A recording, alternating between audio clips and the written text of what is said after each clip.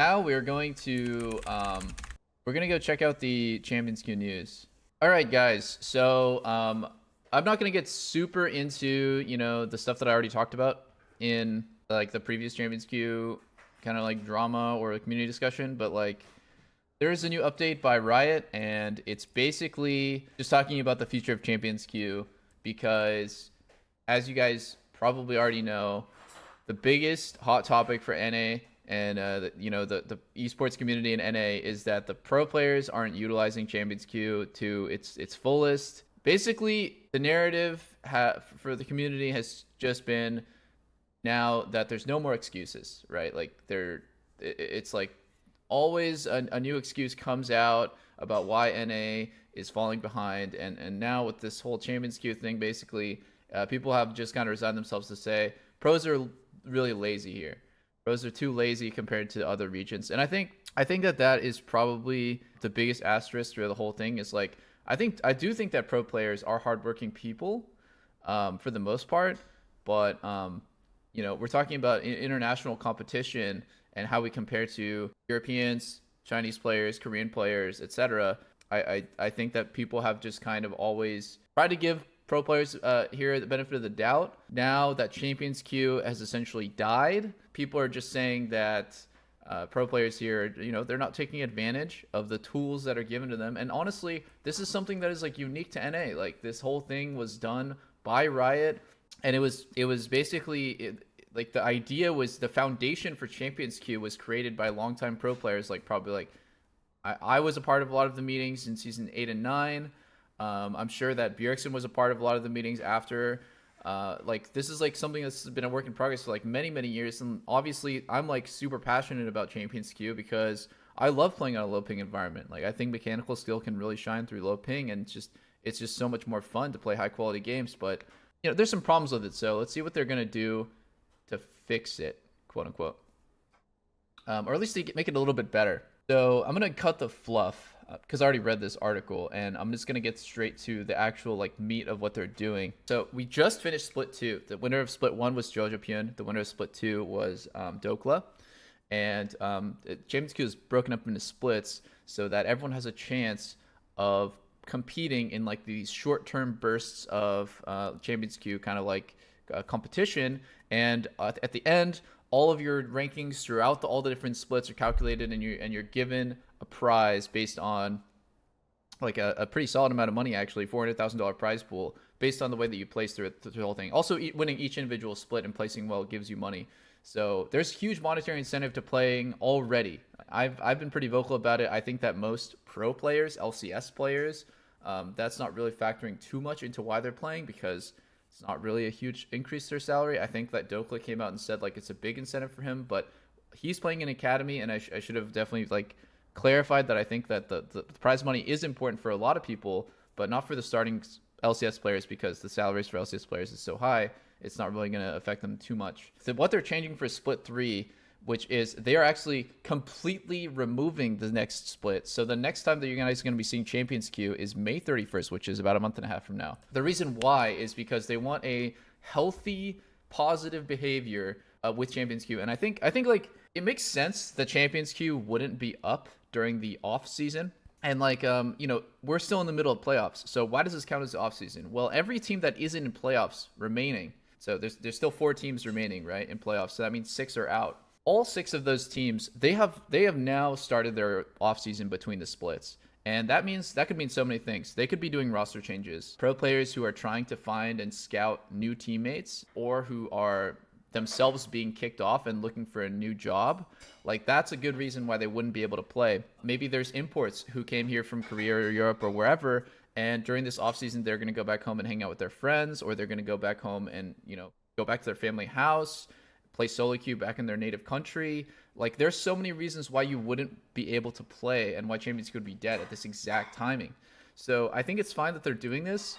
And also just, I mean, like fucking obviously during the offseason, people are just going to want to take a break, right? They're going to want to come in, refresh, take a little bit of a vacation, couple weeks, whatever it is, and come back for summer split like with a lot of motivation. So I totally understand why Champions Queue would be dwindling right now and just kind of like not having it overlap with the offseason One big problem with Champions Queue here is I think it's like too present, and the fact that it's always there is kind of devaluing it. You know, it's like basic fucking logic will tell you that supply and demand, you know, have a inverse relationship, and if you decrease the supply of Champions Queue, maybe the demand will go up, right? Like if you constrict it to these little smaller windows where it's not always there, it's going to be more exciting, and it's going to have a bigger splash when it does start going up and running.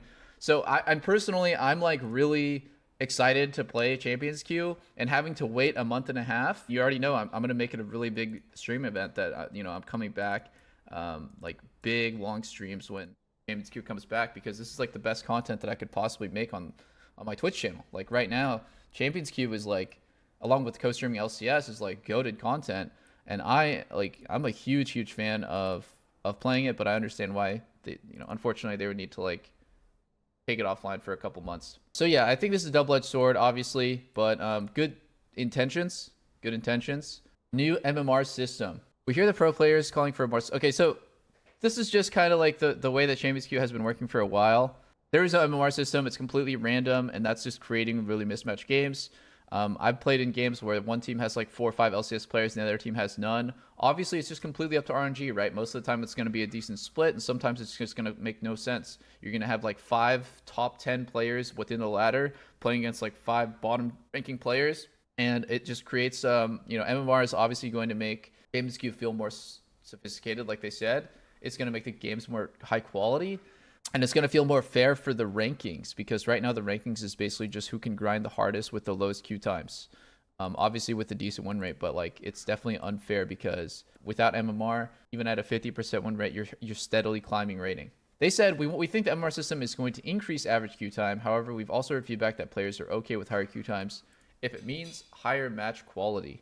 In the very beginning, my queue times weren't that bad. They did eventually reach the 1 to 2 hours average. So, you know, at a certain point, I was waiting an average of like 1.5 hours. At that point, that's when I started making the video saying that I'm not going to be playing Champions Queue anymore, because no one is playing and it's just completely dead. I can't stream if I'm waiting an hour and a half for a game. I just can't. Like, it's just going to kill my Twitch channel. So this increasing the average queue time, I think it's a necessary evil. I'm still for this change, and I think having an MMR is definitely a lot better than not.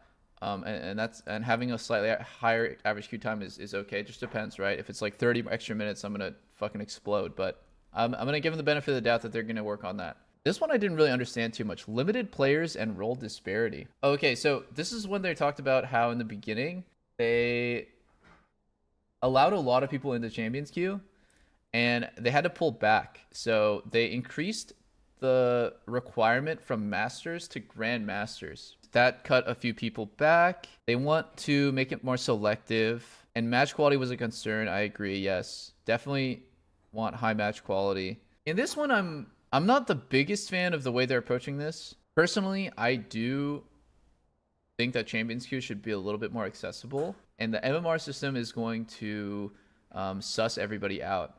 I think that the fact that there was no MMR system, so it was completely random who you got on your team, and there was some pretty low skill players in the system.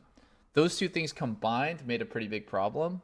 Now, I think like with the MMR system increasing the average queue time, you could offset that a little bit by making Champions Queue more accessible to, you know, high challenger players. Maybe, for example, the top 100 challenger players are allowed in Champions Queue within certain requirements. Let's say the top 100 players, none of them can be one tricks, and you can be very selective. They can be up for review of their play for being allowed within Champions Queue, and maybe they're only allowed in for one split before they have to like then, you know, reapply. But overall, I'm all for letting like players who are really dedicated, hardworking, and like try hard getting in.